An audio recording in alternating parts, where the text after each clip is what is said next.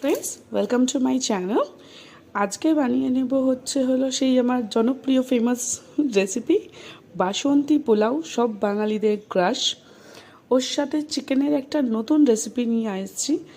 তার জন্য আমি কিশমিশ আর কাজু বাদাম তাকে কিছুটা চিকেনের জন্য পেস্ট করব আর কিছুটা বাসন্তী পোলাওয়ের জন্য দেব।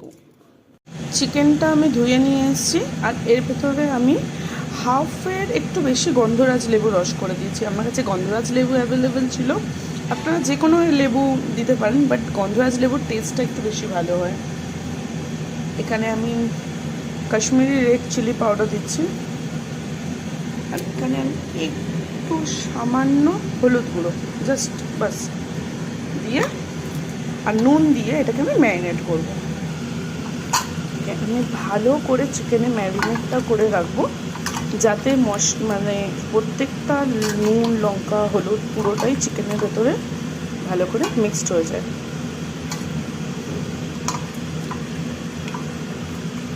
ঠিক আছে, এটাকে আপনি যতক্ষণ ম্যারিনেট করে রাখতে পারবেন ততটা ভালো। আমার যতক্ষণ এখানে বাসন্তী পোলাও হচ্ছে ততক্ষণ আমি এটাকে আপাতত ম্যারিনেট করে রাখলাম আর মাংস মশলা করতে রাখি। চলুন, এখানে আমি তেল গরম করতে দিয়েছি আর এখানে আমি ওই কাজু বাদাম বাটার জায়গাটায় মানে মিক্সিতে ওতেই আমি আদা আর রসুন পেস্ট করে নিয়েছি। এই হচ্ছে আমাদের কাজু বাদাম বাটা আর এই হচ্ছে আমার ঘরে বানানো টক দই। আর এখানে আমি পেঁয়াজের পাতলা পাতলা করে বেরেস্তা করে নিয়েছি, আপনারা যত পারবেন পাতলা করবেন।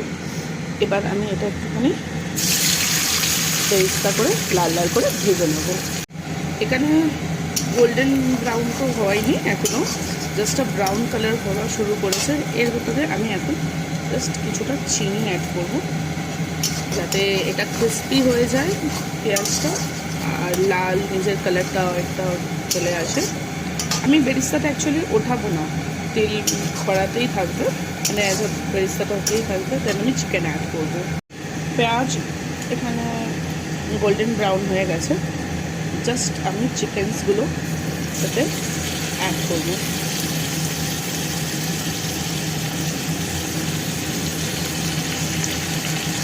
এবার আমি পেঁয়াজের সাথেই চিকেনটা জাস্ট ফ্রাই করব।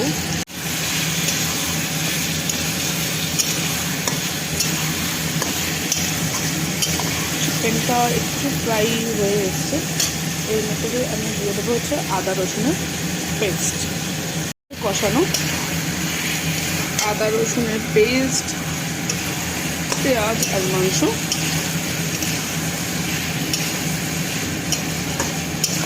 এর ভেতরে এবার আমি অ্যাড করবো হচ্ছে আমাদের টক দই।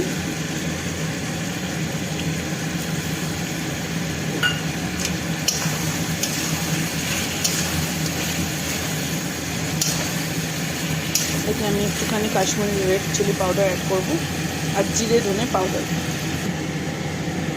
বা মাংসটাকে শুধু আমরা কষাবো। এবার গ্যাসের ফ্লেম স্লো করে আপনি ঢেকে ঢেকেও কষাতে পারেন। আপাতত আমি হাই হিট দিয়েই কষাচ্ছি। চলো কষানোর পদ্ধতি। মাংস কষানো হয়ে গেছে, মাংসর তেল একদিকে হয়ে গেছে আর মশলার দিকে। তো এই পজিশনে এবার আমি দেবো হচ্ছে কাজু বাদাম বাটা।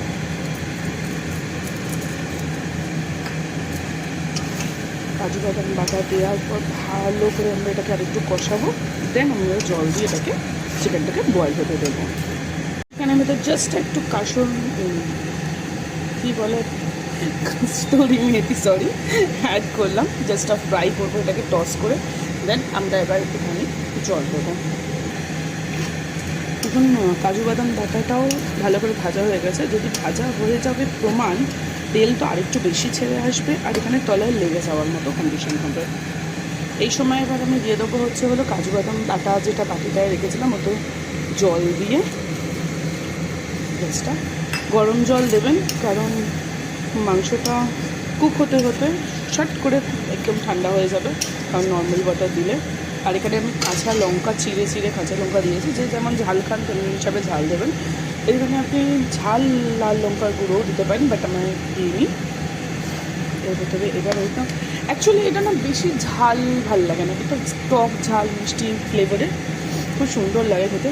প্লিজ এটা বানাবেন। আর আমি এতে একটুখানি গরম জল দিয়ে এটাকে জাস্ট চিকেনটা বয়েল হতে দিই, কারণ 80% চিকেন তো কুক হয়ে গেছে, দেন বাকি যে 20% সেটা দেবো। Look at the colour friends, দেখুন কালারটা এত সুন্দর এসছে, আর গন্ধটাও সুন্দর এসছে। আর এখনও তো আমি কোনো গরম মশলা বগেরা কিচ্ছু দিইনি, জাস্ট স্লো কুক করে একদম ঢাকা দিয়ে স্লো কুক করেছিলাম। আমি অল্প একটুখানি গরম জল অ্যাড করেছিলাম বাটি ধোয়ার পর জল দিয়ে। চিকেন ভালো বয়েল হয়ে গেছে, তেল আলাদা হয়ে গেছে। এবার আমি এটা দেবো হচ্ছিল গরম মশলার গুঁড়ো, জাস্ট গরম মশলার গুঁড়ো দিয়ে এটাকে মিক্স করে দেবো, বিকজ গরম মশলাটা একটু কুক হতে দেবো, তারপরে আমি গ্যাস অফ করে দেবো। আর হ্যাঁ, আমি একটুখানি ঘি অ্যাড করেছিলাম, সেটা স্কিপ হয়ে গেছে। আমি একটুখানি হাফ স্পুন আমি ঘি অ্যাড করেছিলাম একটা টেস্টের জন্য।